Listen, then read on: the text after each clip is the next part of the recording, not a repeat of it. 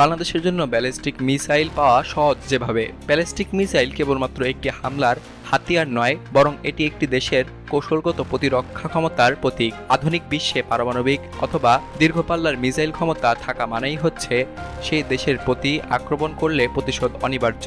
এই বার্তাটি শত্রুকে দেয়া, তাই একে কেবল অস্ত্র হিসেবেই নয়, বরং প্রতিরোধ কৌশলের অংশ হিসেবে বিবেচনা করা হয়। বিশ্বের পরাশক্তিগুলো যেমন যুক্তরাষ্ট্র, রাশিয়া, চীন, এমনকি ভারত ও পাকিস্তান তাদের কৌশলগত নীতিতে ব্যালিস্টিক মিসাইলকে সর্বোচ্চ অগ্রাধিকার দিয়ে থাকে। এদের কেউ কেউ সাবমেরিন উৎক্ষেপযোগ্য অর্থাৎ SLBM মিসাইলও ব্যবহার করে থাকে, যা নজরদারি এড়িয়ে আঘাত হানতে সক্ষম।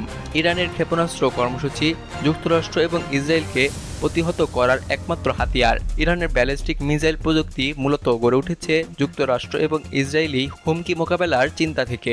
ইরান গত 2 দশকে নিজের প্রযুক্তিগত দক্ষতা কাজে লাগিয়ে একাধিক ধরনের ক্ষেপণাস্ত্র তৈরি করেছে, যেগুলো শুধু ইসরায়েল নয়, আরব উপসাগর, ইউরোপ পর্যন্ত পৌঁছাতে সক্ষম। ইরানের সাহাব, সাজিল এবং খোরামশার ক্ষেপণাস্ত্রগুলো উপগ্রহ নির্ভর GPS ব্যবহার করে অত্যন্ত নির্ভুলভাবে লক্ষ্যে আঘাত হানতে সক্ষম।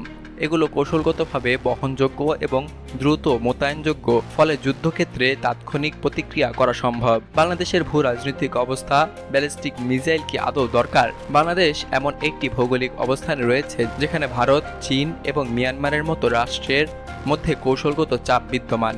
ভারতের সাথে সীমান্ত জটিলতা, মিয়ানমারের সাথে সামরিক উত্তেজনা আর বঙ্গোপসাগরে কৌশলগত প্রতিযোগিতা বাংলাদেশকে একটি সুষম এবং শক্তিশালী প্রতিরক্ষা কাঠামোর দিকে ঠেলে দিচ্ছে। বর্তমানে বাংলাদেশের ক্ষেপণাস্ত্র প্রতিরক্ষা ব্যবস্থা সীমিত পাল্লার হলেও ভবিষ্যতে এই অঞ্চলে যদি শক্তির ভারসাম্য নষ্ট হয়, তবে দূরপাল্লার মিসাইল একটি সম্ভাব্য বিকল্প হতে পারে। বাংলাদেশ ইরান প্রতিরক্ষা সমঝোতার বাস্তবতা।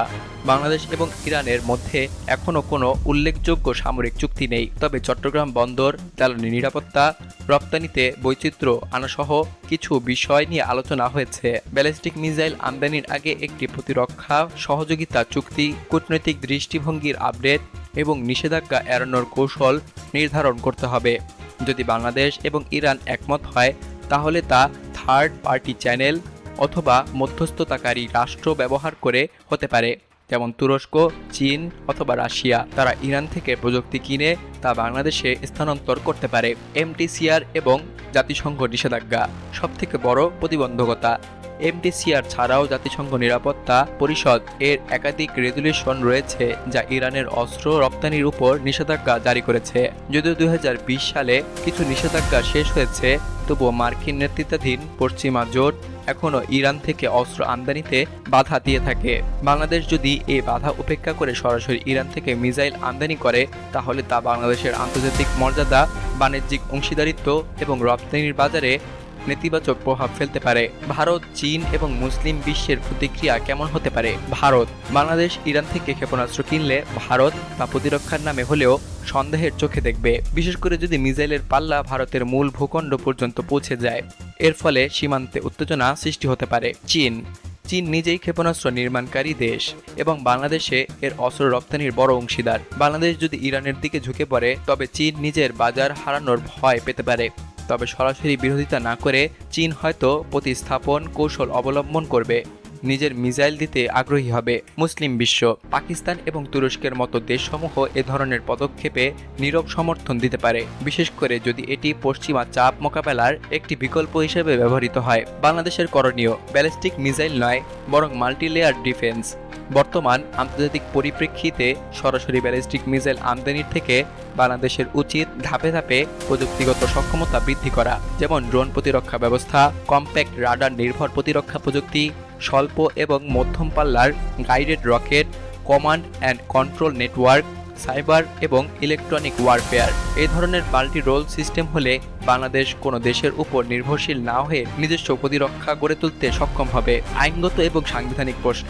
জাতীয় নিরাপত্তার সাথে গণতান্ত্রিক ভারসাম্য। বাংলাদেশ একটি শান্তিপূর্ণ রাষ্ট্র।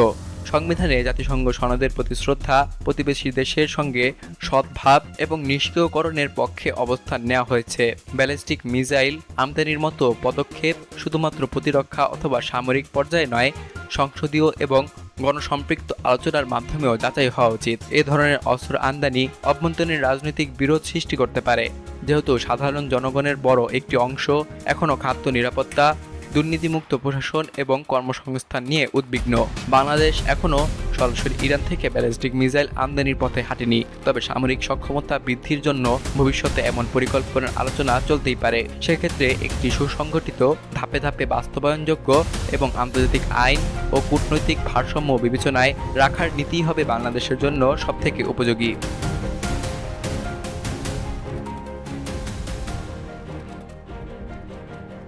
বিলিয়ানুর, নিউজ ডেস্ক, বাংলাদেশ কণ্ঠ, ঢাকা।